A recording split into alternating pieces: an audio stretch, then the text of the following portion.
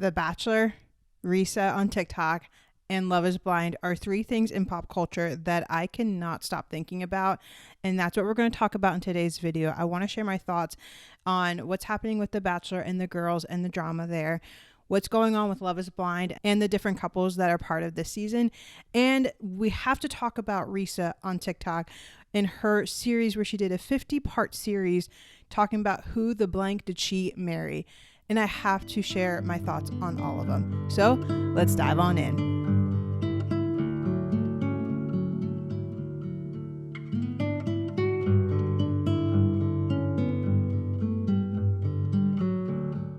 Okay, so as you guys know by now, I'm a licensed marriage and family therapist that is obsessed with all things trending, pop culture, reality TV, faith. If that interests you, I would love for you to go ahead and subscribe to this channel. That way you guys are notified when brand new videos are out and released for you guys to tune in to as well. So like I said, there are three main things that are happening in pop culture this past week that I feel like I just have to talk about and share my thoughts on. We're going to first start with the Bachelor drama. Now, I know not everybody here is a fan of The Bachelor or watches The Bachelor, and that's completely okay. But I need to talk about the drama that's going on with the girls in the house. Now, obviously, almost every season of The Bachelor or Bachelorette, there's going to be drama because it's people in their 20s and, trying to figure out life and fighting over a person to get the final rose. With that being said, though, I feel like this season is so unique in the drama that is taking place because I think what the girls maybe thought was going to be the villain, or who the girls thought was going to be the villain, we as the audience are seeing as the queen and somebody that we're actually rooting for, which is typically not the case, especially when it comes to The Bachelor. So for those of you who don't know, Joey right now is The Bachelor and he is wonderful. Now, obviously, we all have our front runners, and one of those front runners is a girl by the name of Maria. Now, Maria is this spicy, fun, energetic, seemingly confident woman that Joey was, I would say, initially very attracted to. Now, a couple weeks ago, there was a comment made where somebody in the house was mentioning she feels insecure, especially because she was in her 30s. Well, I think she was literally 30. And Maria had made a comment like, hey, don't worry about it. You're in your 30s. It's not that big of a deal. I guess the whole issue is one of the girls saw what Maria had said and thought it was extremely offensive and rude. And it seemed like she just created this drama storm out of nowhere. So she confronts Maria. Maria's like, I did not mean it like that. I hear you, but that's not what it was meant as. And this girl, her name was Sydney, starts seemingly taking up for this other girl in the house who was like, hey, look, I'm fine now. It's cool. And Sydney goes on this war path against Maria. It starts off as defending somebody else, but then she has her own issues. And the thing is, she starts then making up a narrative about Maria. Maria is extremely aggressive and she's rude and she's saying all these things. Sydney is trying to make Maria come off as this villain. Like I mentioned before, almost every season of The Bachelor and Bachelorette, there is a seemingly villainous person that is portrayed. That's what makes The Bachelor and Bachelorette so interesting. But what I think was happening is some of the girls in the house thought Maria was going to be the villain and we would all agree with them. That is not at all the case. At first, we were looking at Sydney of girl, what are you doing? Stop wasting all your dates with Joey talking about Maria. And not only just talking about her, but making up false narratives about her character and who she is and how she handled situations, because it's not fair to Maria and it's not fair to Joey. Now second guessing wait, this girl that I was initially attracted to, is she showing me who she really is? Now, Sydney eventually gets the boot when it comes to The Bachelor, and then all of a sudden this girl Leah starts coming in the picture, which at first Leah was well liked because she had this card where she could steal any date, but she felt so bad having it that she put it in the fire and was like, I don't want this anymore, the first night there. So people were like, oh yeah, okay, she seems pretty cool. I didn't have any opinion either way about her. She didn't make a big impression. But once Sydney leaves, it seems like Leah comes into place of no, we got to get Maria off the show and we got to show how mean Maria is. And I'm just so confused and baffled because when watching this dynamic unfold, for me, what it screams is insecurity. And obviously we all have insecurities. But what I feel like has been happening on The Bachelorette, first with Sydney, now with Leah, and even a little bit with Jess, is their insecurity of seeing this confident woman, knowing her worth, knowing her value, knowing how to make an impression. Because at the end of the day, The Bachelor is literally almost like a game where you want to win the prize, which is The Bachelor. So Maria's smart in how she approaches and how she takes time and how she shows up and shows out. And the girls are aware of that. And the audience is actually seeing the confidence. And I've never seen such a rally behind somebody that the house had thought was going to be the villain. Now, again, Sydney was the first person where she was really just honing in on Maria. And when I was watching her, I literally thought her insecurity is screaming so loud that it's being projected onto Maria. Every fear and every negative thought that she has about herself, she is projecting onto Maria. These women on here are beautiful. And I think instead of focusing on that, there was a distraction of somebody else's confidence. The thing with confidence and the thing with knowing who you are and being secure in who you are, that can come off as really intimidating to people. Now, again, there's a difference between confidence and being cocky or condescending. I truly believe that Maria is confident. I truly believe that when she goes into her dates with Joey, it's about her and Joey, and it's about what she brings to the table. It's her story. And she doesn't focus on the other girls and the other drama. Insecurity will focus on other people because they don't want to deal with what's going on inside. I think some of these girls are mistaking Maria's confidence for being rude or being condescending when, again, that's just their insecurity speaking. And realistically, again, outside looking in, based on what we are seeing on this reality TV show, I don't know any of these people. Outside looking in, though, I think Maria just exudes confidence, and I think that's intimidating to the girls who may really struggle with deep insecurity or self-esteem that just is not great as well. And again, a lot of these girls are in their lower to mid 20s, and that's a time where self-esteem and confidence and securities are being built, or they're being formed and being transformed. That's my thought on the whole Bachelor drama. Now, I really do like Maria. I don't think she'll win. I think it's Daisy, but I do like Maria, and I think she would make a really fun Bachelorette. Okay, which brings me to my second thing that I need to talk about, because the first 6 episodes just came out this past week and I'm still processing them myself, and that is Love is Blind.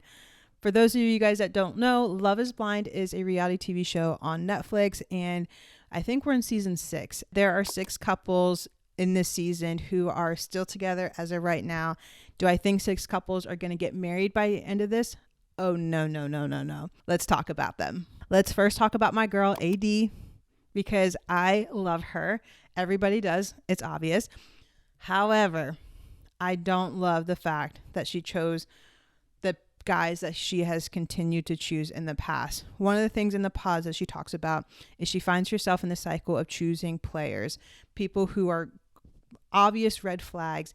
And I think for her, she was trying to maybe go for something else, but she walked right into yet another red flag. Now, she chose Clay, or they chose each other, whatever the case may be. And I think with Clay, some of the hesitations or red flags that I'm seeing, again, this is all based on what I am seeing. I do not know these people. This is based on what the editing is and the production gives us. I think with Clay, his constant need to be babied and affirmed is a huge red flag. And I think as soon as he doesn't feel coddled and babied and catered to, he's going to dip, or he's going to find an excuse to turn it around and blame AD for it not working out. The whole conversation that they had about the gym and his expectations of her keeping her body right, no matter what, even if kids come, that he has this high expectation of making sure that she's in the gym every day, was extremely disgusting and rude and a huge red flag. Girls like AD are people that I see in my office, and it hurts my heart. You can ask my husband. I was watching the Love is Blind episodes, and every time I saw her, I was like, no, just screaming and just being like, oh, I wish she could see how wonderful she is. I wish she could understand that the guys that she is picking are people who are going to affirm her physically, but as soon as that physical fades, or as soon as she does something wrong, or as soon as something isn't, what the guy needs, they leave her, or they gaslight her, or they, just turn on her. in my mind, I'm like, I need you to understand that you are so worthy of somebody who's going to love you and be consistent with you and who is going to be kind to you. Clay is not kind. I think, he can be charming, he can be suave and cool. He is not kind, and he's going to hurt her. And there's just something about him that I'm like, oh, my heart hurts because she fell back into the pattern that I truly think she wants to break from.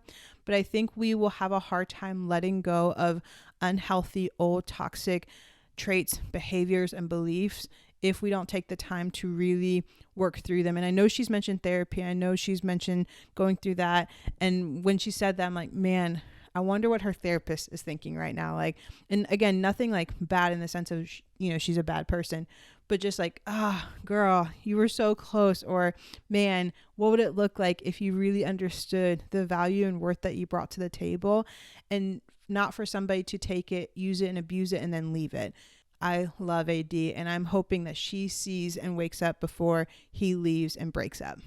Which leads me to my next couple that I'm like, oh, this is just not good. And that's going to be Chelsea and Jimmy. Now, Chelsea, again, all of this is based on what I'm seeing via editing and what Netflix is showing us. I think she struggles with anxious attachment. And I don't think Jimmy clearly communicates or effectively communicates his affection and love for Chelsea.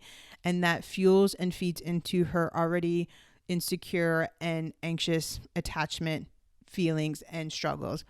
When it comes to Chelsea, I think number one, she definitely messed herself up when she described herself as Megan Fox. Now, Chelsea is stunning. I truly believe she's beautiful. I think what happened though is Jimmy got in his head, oh, I'm about to marry Megan Fox, who is, notably one of the most beautiful women in the world. And when he saw her for the first time, when he saw Chelsea, I saw the disconnect immediately. I saw him shut down and be like, no, that's not Megan Fox.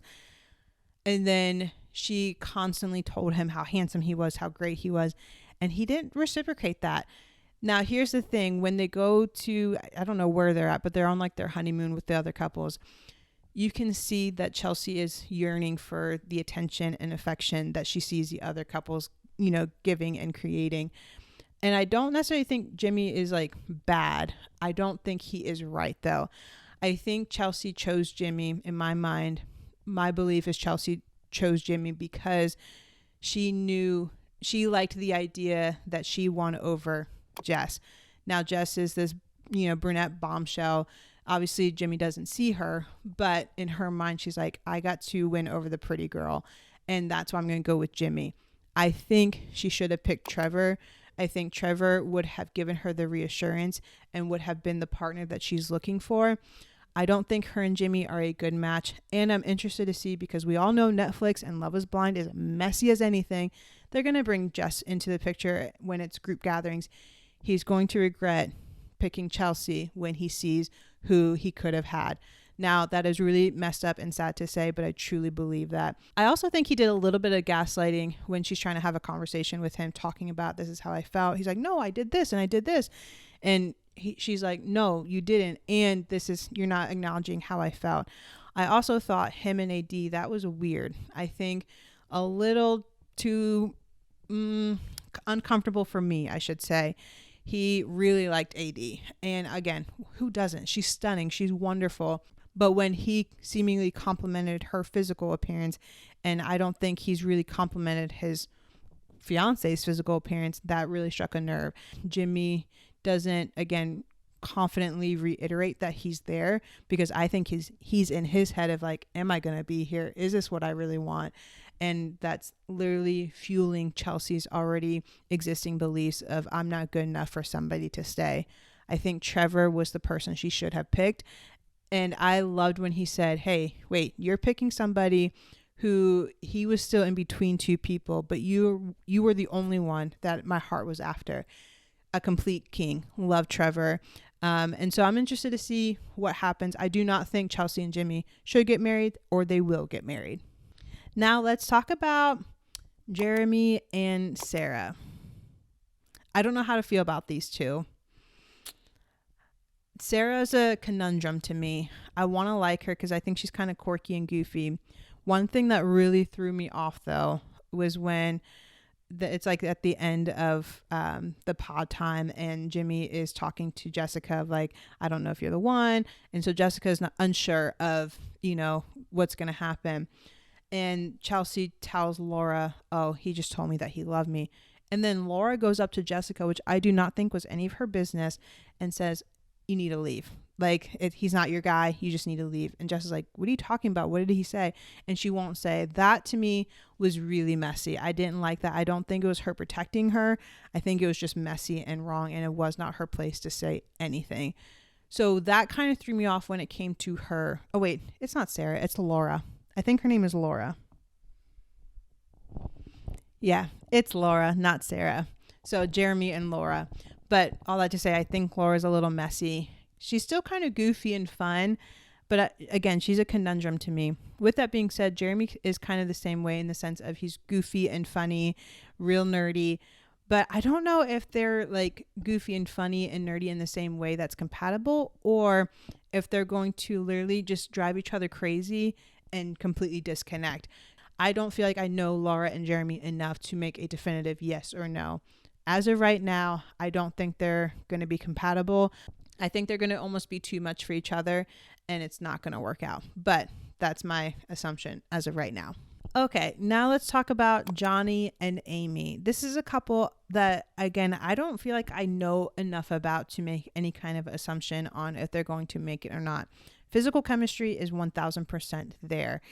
My only thought when watching this is she going to disconnect because she feels like it's too much? Johnny is all about Amy. Like, he is to Amy what Chelsea was hoping Jimmy would be to her. Like, he is in love and he is all in, or I should say at least infatuated and interested and in high like, and is all about his girl. For Amy, I'm interested to see if she's going to receive the idea that she's good enough for that. I'm also interested to see, like, once the physical wears out, like mentally and emotionally, where are they at? Are they on the same page in regards to cultural differences and beliefs and raising family? I know she had mentioned that her brother has special needs and that she would eventually be his sole caregiver. And so figuring that out, and what would that look like with Johnny? Again, I don't know enough about them to make a definitive decision. As of right now, I could see them working out. And then last but not least, on Love is Blind, I want to talk about Ken and Brittany. These two, I have strong feelings on. Number one, I definitely think they can make it. Number two, I also think they have a lot of hurdles that they're going to have to overcome together. And probably the biggest one being the cultural differences. Ken mentioned that he has never dated a white woman before. So I'm interested to see how he receives it and how he does, which so far he seems okay. But number two, I'm interested to see how his community and how his family receives it. I think with Brittany, I am hoping and praying that she is somebody that's not like, well, I don't see color, everybody's wonderful. Because sometimes the I don't see color statement can be really invalidating. I think you're meant to see color. I think you're meant to see the differences and meant to embrace what you see and be aware of what you see as well. I think that Brittany can be wonderful for him. And from what I'm seeing, she is somebody that could be married to Kenneth and it be a wonderful and beautiful marriage. I think the fact that she's a teacher, he's a principal, they have the same, work schedule, work ethic, they like kids, hopefully. And so there's a lot of similarities there. And I think they both seemingly come from good, strong families in that dynamic. So I'm hoping that they continue to have conversations, that they challenge each other in conversations and understanding culture and beliefs and dynamics. And this could be a couple that comes out and we're like, yeah, they worked through some of the heaviness and the hardness and had those hard conversations and those realistic conversations, and they still chose each other at the end. So that is Love is Blind. Those are my thoughts on Love is Blind. And again, I'm so excited for these next few episodes to come out this week. So let me know in the comments if you've watched Love is Blind, what your thoughts are on the couples, because I would love to hear from you guys as well. Okay, and then the last thing I want to talk to you guys about, because it's something that I feel like has been flooding my TikTok FYP page, and it's something that I feel like a lot of people are tuning into and just loving right now. So of course I had to tune into it. And that's the whole Reesa TikTok of who the heck did I marry? And it's literally, number one, it's 50 parts. There are 50 parts to this story, and each part is 10 minutes long. This girl did not hold back. She did not play. And in my mind, I'm like, oh, she could have done a whole podcast and it'd been the number one podcast, or she could have had a whole show and she could have made millions. And who knows, maybe something will come out of this, because the story is so intriguing. And it's also kind of like worrisome, especially for those who are like dating in the internet world and all that stuff. The thing I want to talk to you guys about, though, that I find really interesting, because in the couple of the videos she talks about, there were red flags and I missed them. Here were red flags and I missed them. And I was reading some of the comments. One of the comments actually kind of made me laugh. And she's like, well, sometimes red flags looks like Six Flags and looks like a lot of fun. And I was like, ooh, yeah. Here's the thing, I think, when it comes to relationships and red flags that I think, have a hard time with is, number one, especially as females, we see red flags as still potential, or we see red flags as somebody's humanity and thinking, okay, well, they're not all bad. There's just some things that they have to work on. I also think we approach red flags as stop, stay, and figure it out. And we approach green flags as nope, go, get out of here. We don't want this. Green flags are good. Green flags are the flags that we need to say, oh, wait, let's stop, stay, and figure this out. It's the red flags that we got to say, nope, keep driving past, keep going, not worth stopping. And I think we just culturally, we've got it confused, or we've got it mixed up. And I think there's this belief, there's this inherent belief that females are able to fix everyone. I also think sometimes there's an expectation for females to fix everyone, or just to look past some things. When I meet with people in my office, and again, I specialize in working with females, and when I meet with them in my office and they say some things about a certain person's behavior or how they treat them, or, you know, that they don't like their friends, so they don't get to hang out with their friends anymore, or their family doesn't like them. Those are red flags that I'm like, these are not small things to overlook. These are not yellow flags of like, I don't know if I love that. These are red flags saying you have to recognize the danger and the unhealthiness of this dynamic. But I think culturally right now, red flags are being praised. Some of the biggest books and shows right now, or, you know, in the past years, have been literally people in relationship with huge red flags, but they stayed because there was chemistry, or they stayed because they could fix them, or they stayed because there's potential. We have to stop dating for potential. We have to stop dating for what we could possibly see, because as soon as we start dating for potential, the potential that we see will no longer be fulfilled, because the person will be like, oh, they started dating me here. Why would I ever have to get to my full place of potential? And I think it gets us in a really unhealthy cycle. That's why, going back to Love is Blind, when talking about AD, I think she's dating the potential of Clay and who he could potentially be. People like that, it makes me so sad, and it makes my heart so heavy, because these are typically good people. This whole Reesa story on TikTok, this woman seems like such a kind and beautiful soul, and yet she is literally in this relationship with somebody who admittedly had red flag after red flag. But I think in her mind, she's like, well, no, like there's still some potential here, and there's still some things that I see as good things. So all that to say, this whole 50-part story had me thinking about how many times has this happened to good people, because they believed in the person, they believed in the potential of the person. But I'm encouraging you, I'm imploring you, ladies, please stop ignoring red flags. Please understand that red flags do not mean stop, stay, and figure it out. Red flags do not mean, oh, this could be fun and a good time, because what red flags truly mean is danger, get out, walk away, don't be a part of this. It's not worth it. The common thread between Love is Blind and this whole TikTok journey is that red flags are real. Red flags are warning signs. Red flags need to be understood and seen and embraced and not ignored, because those red flags are signaling you need to get out. This is not something that you can fix, and it's not for you to fix. So again, the whole TikTok story, I was just blown away, and just listening to the story of like, man, again, here's this beautiful, wonderful woman who ignored red flags, who admittedly ignored red flags because she saw potential, because there were, you know, some good things about this person. somebody can have good traits and still be toxic. And I think we have to remember that somebody can have good moments and still be unhealthy. And ladies, please understand that red flags are not an invitation for you to stay. They are a realization for you to leave. All right, guys, I hope you guys enjoyed today's video. Again, those are the 3 things in pop culture that I cannot stop thinking about and that I just had to give my 2 cents on. The Bachelor, the season has been so good. I love Joey. I'm believing it's him and Daisy at the end. Although I do think Maria is definitely going to make top 3. Love is Blind. I'm, again, interested to see what 5 couples, I think I said 6 earlier, what 5 couples are going to actually say I do at the end of this. My personal opinion, it's maybe 1 or 2. And then, yeah, the whole Reesa story on TikTok, I'm rooting for her. I'm hoping that she finds healing. I'm hoping that part of that was therapeutic. And then I'm also hoping she goes to maybe therapy or just seek some counseling and working through, I'm sure, some of the trauma that she experienced in that 1.5 years of being with that person.